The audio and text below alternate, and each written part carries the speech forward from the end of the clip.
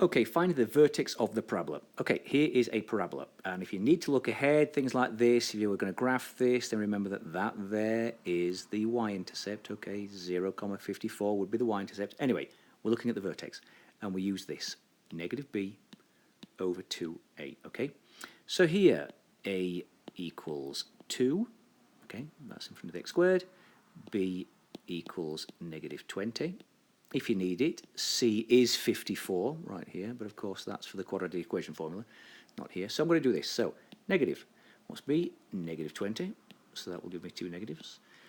All over two lots of A, which is 2 times 2, which is 4. So 5. Now 5 is the x coordinate of the vertex.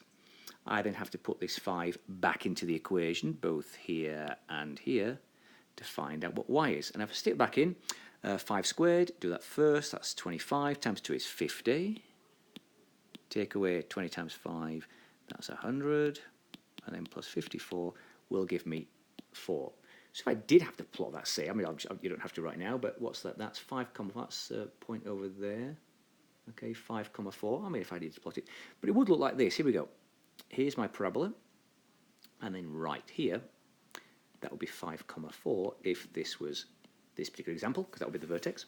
It is a positive x squared, so it opens up. Okay, remember things like that. And that's the vertex. Now, if you look down here, you're also going to do this for the axis of symmetry. Axis of symmetry, because for this question, the axis of symmetry is just x equals 5. It's the x coordinate, because look, if I do this, that's at x equals 5. Okay, so if I do an example on here, I'm still going to do negative b over 2a.